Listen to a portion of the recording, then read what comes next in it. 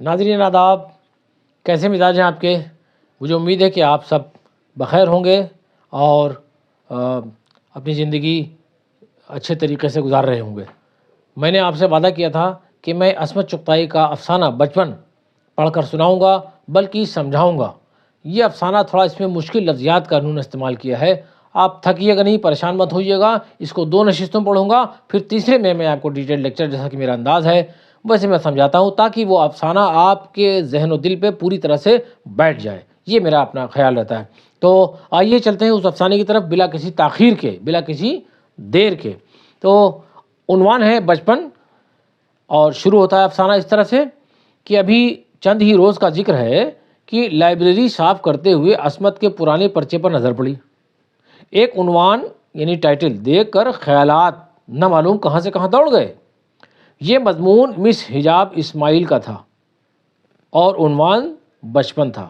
کوئی ایک مضمون مل گیا اور اس میں بتا رہے کہ مس حجاب اسماعیل کا تھا یہ، اور اس کا عنوان کیا تھا؟ بچپن۔ مس حجاب اسماعیل، جبکہ وہ مس حجاب اسماعیل تھیں، اخباروں کی ہیروئن تھیں۔ ایک رومانٹک سا نام جس میں کچھ جذبات، کچھ نزاکت اور کچھ افسردہ حسن کی جھلک تھی۔ افسردہ کے معنی مرجھایا ہوا، اداس۔ اور پھر ان کے مضمون، اوہ معبود، لفظوں کی مسلسل قطاریں، دریچہ، سمندری کوٹ، کاہیدہ جسم، کاہیدہ کہتے ہیں سڈول کو، موم بتی جیسی انگلیاں، ڈاکٹر گار، بوڑھی بھینس، چوہیاز و ناش، اور ایسی ہی ادنا عقل سے بالاتر باتیں کچھ عجیب سا بیوقوف بن جانے پر مجبور کرتی تھی ہیں۔ کیا کر رہے ہیں؟ ایسی ہی ادنا عقل سے بالاتر، ادنا کہنے چھوٹے کے ہوتے ہیں، ادنا عقل سے بالاتر یعنی چھوٹی عقل سے پرے جو باتیں، بالاتر کے معنی اوپر، کچھ عجیب سا بیوقوف بن جانے پر مجبور کرتی ہیں۔ آمدم برسر مطلب، آمد کہتے ہیں آنے کو، برسر مطلب پر آنا، یہ ایک جملہ استعمال ہوتا ہے فارسی کا۔ آمدم برسر مطلب کا مطلب اپنے مطلب پر آتے ہیں یا اپنے مطلب پر آئیے۔ تو یہ مضمون ان کے سریلے بچپن کے متعلق تھا۔ ہمیں ایک زیر لب مسکراہٹ کا مرہون احسان ہونا پڑا، یعنی ہم یہ مضمون دے کر زیر لب مسکرائے، تھوڑا سا مسکرائے۔ بچپن جسے دیکھو بچپن کے شیریں نغمے الاپ رہا ہے، شیریں کے معنی میٹھے میٹھے نغمے الاپ رہا ہے۔ بے فکری کا زمانہ، مسرت سے لبریز گھڑیاں، مسرت کے معنی خوشی، خوشی سے بھری ہوئی گھڑیاں، اور کھیل کود کے دن عموماً بچپن سے وابستہ سمجھے جاتے ہیں۔ عموماً کے معنی کامنلی، عام طور سے بچپن سے وابستہ سمجھے جاتے ہیں، بچپن سے تعلق رکھتے ہیں۔ ہم خود جب سب کو بچپن کے مزیدار باتیں اور مختلف قسم کے لاڈ پیار کے قصے سناتے دیکھتے ہیں تو اصلیت کو ذرا ایسا ویسا کر دیتے ہیں، مطلب اصلیت کچھ اور ہے، اس کو دوسری طرح سے کر کے سنا دیتے ہیں۔ یوں کھیلا کرتے تھے، یوں اماں جان نے پیار کر کے کلیجے سے لگا لیا، یوں کھلونے تحفے میں آیا کرتے تھے۔ آپ ہی بتائیے کہ کیا کریں؟ کیا سب سے کہہ دیں کہ بھائی جان بچی لاکھوں پائے، اچھا ہوا کہ وہ ناپائیدار زمانہ گزر گیا؟ اور ہم جو کہتے ہیں جو یہ ناپائیدار نہ ہوتا تو ہم لوگوں کا، جن کے نہ تو چچا کیپٹن ہارلی اور نہ کاہیدہ جسم اور نہ کبھی قہوہ وغیرہ ملے، نہ چاکلیٹ کے بنڈل کھانے کو ملی، کیسے گزر ہوتا؟ ہم تو جب تک چھوٹے رہے اری کے بندر جیسی مطلب کم رتبہ عورت، اری کے بندر جیسی حالت رہی۔ صبح ہوئی اور آپا نے لوٹا اور منجن کاپڑا سنبھالا اور پوری فوج کا منہ دھلانا شروع کر دیا۔ اب لاکھ کہتے ہیں ہنک ہنک، یعنی ہاں ہاں، نہ ہاں کی ہنک ہنک، بھائی کل ہی تو منہ دھویا۔ تو بعد ایک دھپ کے جواب ملتا، دھپ کے معنی تھپڑ مار کے، جب جواب ملتا پھر روٹی بھی آج مت ٹھوسنا، کل ہی تو کھائی تھی۔ اب دیجئے جواب ان کی فلسفی کا، یعنی ان کے فلسفے کا۔ اس بھر بھر کے بکٹے منجن منہ میں بھر بھر کے رگڑے دے رہی ہیں۔ بکٹا منجن جو ہوتا ہے تھوڑا سا جیسے کیتھا ایک پھل ہوتا ہے نا، بکٹا ایسا اس کا جو ذائقہ ہوتا ہے وہ ہوتا ہے، منہ میں رگڑے دے رہی ہیں۔ نشانہ تو مانتی نہیں ہیں، کبھی انگلی پھسل کر ناک میں گھس جاتی ہے تو کبھی گال کو منجن سے گھسے دیتی، تھوڑی ٹھوڑی پر پہنچ جاتی ہے، گردن پر اس طرف پانچوں انگلیاں پیوستہ جیسے زیادہ کرایہ مانگنے والے تانگے والے کو دھکے دیے جاتے ہیں۔ پیوستہ کے چپک جانا۔ اچھا بہتر اٹھنک رہے ہیں، یعنی بچوں کی طرح سے رو رہے ہیں اور مگر کچھ سنائی نہیں دیتا۔ ذرا سوچئے، اب ذرا کم میلے رہ جائیں گے تو کیا حرج ہو جائے گا؟ نہیں، ہم بردکھوے کو جا رہے ہیں۔ بردکھوا مطلب ہوتا ہے کہ کسی لڑکی کے لیے، لڑکی دیکھنے کے لیے جانا۔ بردکھوے کو جا رہے ہیں، جیسا کہ خود آپا مسلے ہوئے کپڑے پہناتے ہوئے فرماتی ہیں، روز صابن کے رگڑے، جو مزاحمت کرو تو حکم ملتا ہے۔ مزاحمت کو میں نے ڈیفینس کرنا، روکنا، جو مزاحمت کرو تو حکم ملتا ہے۔ اگر روئی تو سچ مچ آنکھوں میں صابن گھسیڑ دوں گی۔ گویا اب تک صرف جھوٹ موٹ گھسیڑ رہی تھیں۔ اب منہ دھلنے کے بعد تولیے کے داؤں کو دکھانے شروع کیے۔ منہ کے بعد تولیے سے منہ پوچھا جاتا ہے، اسی کو کہہ رہی ہیں۔ گویا کوئی چٹپٹی سینی ہے جو دبکائی جا رہی ہے۔ تب چٹپٹی سینی مطلب ہلکے اس کے ٹین والی سینی جو دبکائی جا رہی، بجائی جا رہی، خواہ ناک تولیے میں ہی میں لپٹی چلی جائے، مگر رو مت۔ سارے مراحل طے ہونے کے بعد جو کہا کھانا، تو کہا جاتا اوئی توبہ، ایسی بھی کیا بلبلاہٹ ہے، صبح ہوئی اور روٹی کا پیٹنا پڑ گیا، ابھی چیل کبوں نے کوڑا بھی نہ کوریدا ہوگا۔ یہ مثالیں دے رہی ہیں۔ ایسا ہی تو پیٹ سے روٹی باندھ کر سویا کرو، ایسا ہی ہے تو پیٹ سے روٹی باندھ کر سویا کرو۔ کہو بھلا پھر منہ کیوں دھلا؟ چیل کبوں کا کب دھلتا ہے منہ؟ انسان دھوتا ہے کھانے کے لیے۔ ایک دن جو ہماری شوکت آپا بیچاری نے روز روز کی منجن بازی سے تنگ آ کر کہیں کہہ دیا کہ بھائی ہم آج منہ نہیں دھوئیں گے کیونکہ ہم کھانا نہیں کھائیں گے، تو آج تک ان کی کھنچلی ہوتی ہے، یعنی کھلی اڑائی جاتی ہے۔ اب ناشتے کا دور شروع ہوا۔ آپا بیچاری کا تو یہ کہ انہوں نے تو رات کے کوفتے گرم کر لیے تھے۔ کوفتے سمجھتے ہیں آپ لوگ؟ قیمے سے جو گول گول بنائے جاتے ہیں اسے کوفتے کہتے ہیں۔ گرم کر لیے اور باسی روٹی میں گھی اور پانی کا چھینٹا دے کر باسی کوسی کھا لی اور ہم چائے پئیں۔ آپا کو چائے خشکی کرتی ہے، خشکی مانے سوکھا، خشکی کرتی ہے۔ اب اگر چائے میں شکر نہیں ڈالی تو پھر لیجئے ایک کھائی پھاندیے۔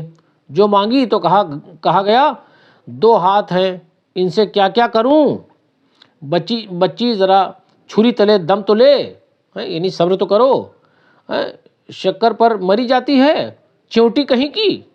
لو جی تھوڑی دیر منمنانے کے بعد ویسے ہی پی لی تو اور آفت، اللہ رے ندیدی، یعنی نیتی جسے کہتے ہیں، جس کی نیت لگی رہتی ہے، ندیدی، ذرا صبر نہ ہوا، وہ پھیکی ہی گٹگٹا گئی، لڑکی ذات ہو کر ایسی ندیدی کیا پھیکی نہ لگی۔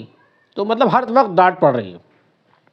یہ عورت ذات ہو کر تو میری بڑی مٹی خراب ہوئی۔ ابھی ناشتے سے فارغ ہو کر 2 ہی 3 چکر لگائے ہوں گے کہ ماسٹر صاحب آ گئے، کہ صدا آ گئی، صدا کے معنی آواز آ گئی۔ خون میں ایک قسم کی کمزوری سی غالب ہو گئی، یعنی ماسٹر صاحب کے آنے سے خون میں کمزوری غالب ہو گئی، یعنی اب حالت خراب ہو گئی، کمزوری سی غالب آ گئی، یعنی کمزور ہو گیا جسم۔ رگ اور پٹھوں میں دم نہ رہا، ہمارے اندر جو ہے جی چاہا مچل جائیں، نہ معلوم اب کیا کریں۔ اب کتابیں ڈھونڈتے ہیں تو وہ نہیں ملتی، کمبخت دوات کرسی پر رکھی آپ ہی الٹ گئی، تختی دھونا یاد ہی نہ رہا، قلم پر باجی میں اپنے تندرست جسم کے کھڑی ہو گئی۔ کیا کہہ رہے ہیں؟ یہ سب مذاق ہو رہا ہے، بچپن میں یہی سب ہوتا ہے۔ گھر کے اس کونے سے اس کونے تک، ارے بھائی ہاں اللہ کرتے چکر کاٹ رہے ہیں، خیر خدا کر کے کل مرحلے طے ہوئے اور چبوترے پر مسئلہ تعلیم نسواں حل ہونے لگا، یعنی پڑھائی شروع ہو گئی، تعلیم نسواں یعنی عورتوں کے مسائل۔ کم وقت ایک کتاب آفت ہو کر چمٹ گئی۔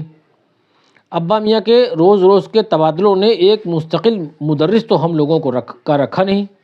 نئی جگہ گئے، پھر سے وہی محمد اسماعیل صاحب کا قاعدہ، یا پہلی دوسری کتاب شروع کر دی۔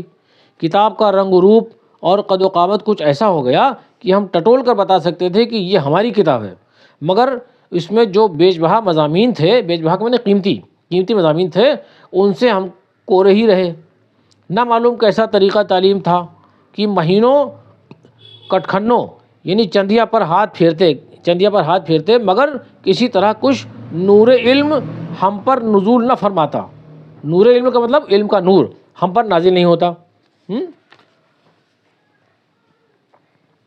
اب دل خانہ خراب ہے کہ نہ معلوم کہاں بہتا چلا جاتا ہے. اپنی حالت کو دیکھیے اور دنیا پر نظر ڈالیے. حینا بھی برتن مانجھ کر کبڈی کھیل رہا ہے. اس کی بڑبڑ پر بے اختیار آنکھ جاتی. منگیا بھی گوبر تھاپ کر مزے سے ہماری سامنے ہی جامنیں جھاڑ جھاڑ کر کھا رہی ہے. یہاں تک کہ ڈھالو اور بلکا باوجود پلے ہونے کے آزادی سے دوڑتے اور ہم پل پر جا اس کا دیور ہے گنگا جمنا سی سے بڑی ہے بکا کرتے ہائے برحال ماں. یعنی ایک بچپن کے جو دن ہوتے ہیں اس میں کچھ ایسے جملے بے معنی جملے بھی بولتے تھے. یہی اسی کو بتا رہے ہیں کہ اس طرح کے ہم لوگ بولا کرتے تھے اور جو ہے وہ وقت گزرتا رہتا تھا. جب ماسٹر صاحب مطمئن ہو جاتے کہ ہم لوگ باقاعدہ ٹھک ٹھکا چکے اور میرے بازوؤں اور رانوں پر خوب گہرے گہرے سے نیل پڑ چکے. عورت ذات ہونے کی وجہ سے ماسٹر صاحب مجھ پر ہاتھ نہیں اٹھاتے تھے بلکہ نہایت میٹھی میٹھی چٹکیاں لیتے تھے. بلکہ حکم تھا کہ اگر اندر بتایا تو مار ڈالیں گے. جب نہلاتے میں آپا یہ نیل دیکھتی تو ان میں ایک نیل کا اور اضافہ کر دیتی، بڑھا دیتی ایک اور، کہ کیوں ایسی جگہ جاتی ہے جو گر کر نیل ڈالتی ہیں. اب املا کی باری آتی. املا کے معنی ڈکٹیشن. یہ بدبخت سیاہ روشنائی نہ معلوم کن سائنٹیفک طریقوں سے تیار کی جاتی ہے نا. بدبخت معنی قسمت، بدبخت معنی بری قسمت. یہ بدبخت سیاہ روشنائی، کالی روشنائی نہ معلوم کن سائنٹیفک طریقوں سے تیار کی جاتی ہے کہ ہمارے قابو میں تو کبھی اس کا قوام آیا نہیں. قوام کے معنی ہوتے ہیں وہی انک کی جو ہوتی گاڑھی، اس کو قوام کہتے ہیں. کبھی تو ایسی کہ ڈبو لو تو لوتھڑے جھولتے چلے آتے ہیں، اور کبھی یہ کہ دھر دھر کے قلم ٹھوک رہے ہیں اور سیاہی پھیکی. تو یہ ایک انک کی تفصیل بتا رہے ہیں. خدا خدا کر کے چھٹی ملی، بستہ بغل میں، بدبودار سیاہی میں لتھڑی ہوئی انگلیاں تختیاں گھسیٹتے منہ بسوڑتے چلے آ رہے ہیں. جو کسی نے کہہ دیا پیٹیں مت رو، بیچاری بس وہیں پسر گئے. اب جو کہتے ہیں بیوی کھانا تو جواب ملتا ہے مجھے کھا لو. اے ہاں نہیں تو کھانے پر ہر چیز ثقیل کے معنی ذرا سا ٹھوس، بہت گرم، بہت ٹھنڈی اور دیر ہضم ہو جاتی ہے. بوٹی مانگو تو جواب ملتا ہے میری بوٹیاں نوچ لو. جو کہا ہمیں بھی انڈا دو، چنو کو جو دیا تو جواب ملتا اب کھانچی لاؤ. یعنی کھانچی کہتے ہیں بانس کی بنی ڈلیا. کھانچی لاؤ تو انڈے بھی دوں. اور کیا میرے بابا نے دھڑ وڑ رکھوا دی ہے، دھڑ وڑ کے معنی مسلم رکھوا دی ہے. آپا بیچاری کو بس چند گودے کی ہڈیاں، ایک آدھ سینے کی یا کری ہڈی مل گئی، وہ انہوں نے کھا لی. سالن نہ بچنے کی وجہ سے 2-3 انڈے تلوا لیے. بانٹنے والے کی یہی تو خرابی ہے کہ الٹا سیدھا ملتا ہے. دوپہر چن چن کر سب کی ایک قطار بنا دی. خس کی ٹٹی لگی ہے. خس کہتے ہیں کہ ایک ایسی چیز ہوتی ہے، وہ تنکوں سے بنی ہوتی ہے. خس کی ٹٹی کا مطلب ہوتا ہے کہ ایک ایسی چٹائی ہوتی ہے جو لٹکا دی ہوتی ہے کمرے میں، تو اس طرف سے پانی بھی چھڑک دیا جاتا ہے تو گرمی کے دنوں میں ادھر سے جو ہوا آتی ہے تو اندر ٹھنڈی ہوا آتی ہے. اس کو خس کی ٹٹی کہتے ہیں. اور پنکھا چل رہا ہے. ہم پر دفعہ 41 قائم ہے. ہلو مت، کروٹیں مت لو، فرش پر لوٹے مت لگاؤ. خربوزے تربوز جو ٹٹی کے پاس رکھے ہیں انہیں گنو مت. نہ ہی چھوؤ پنکھے کی جھالر میں جھولو مت. گھس کر مت لیٹو. یہ مت کرو وہ مت کرو. اب ذرا ان متوں پر غور کیجیے. نہیں یہ مت کرو وہ مت کرو، متوں پر غور کیجیے. ٹٹی کے کمرے سے چھوٹتے ہی چنو اور شمیم تو کھیلنے چلے جاتے، لیکن عورت ذات گڑیاں کھیلتی. قول ہے کہ ڈھنگ سے بیٹھ کر گڑیاں کھیلو سلیقہ آتا ہے. قول ہے کہ مطلب کہنا ہے. گڑیوں میں عام طور پر بیاہ کا کھیل کھیلا جاتا ہے. ہماری بہت سی گڑیاں تھیں، لیکن ایک چکٹ سا گڈا، یعنی بہت گندا سا گڈا، وہی فردن گڑیا کا خدائے مجازی بنتا، یعنی شوہر بنتا. خدائے مجازی کہتے ہیں شوہر کو. اگر کہو بھی گڈے اور بنوا دیے جائیں تو نہ معلوم کس سائیکولوجیکل نقطۂ نظر سے جواب ملتا نہیں، بس گڑیوں سے کھیلو، گڈے کی کوئی ضرورت نہیں ہے. اب اس طرح ہم یہ دیکھتے ہیں کہ یہ افسانہ جو ہے وہ یہاں تک میں چلتا ہوں، اور اگلی نشست میں آپ سے اس افسانے کو لے کر میں پھر حاضر ہوں گا. اور یہ افسانہ ابھی ہے اسی طرح سے بچپن کا ذکر ہے. میں دوسری نشست میں آپ سے ملاقات کروں گا، اور میرے اس افسانے سے آپ کو جو ہے وہ بہت کچھ افسانہ سمجھ میں آ رہا ہوگا آپ کو. میں آپ سے ضرور گزارش کروں گا کہ میرے ویڈیو جو آپ کو پسند آ رہے ہیں، اچھے لگ رہے ہیں، انہیں جو آپ لائک بھی کریں، سبسکرائب بھی کریں اور بیل آئیکن دبانا نہ بھولیں۔ میں انہی گزارشات کے ساتھ آپ سے وداع چاہتا ہوں۔ خدا حافظ۔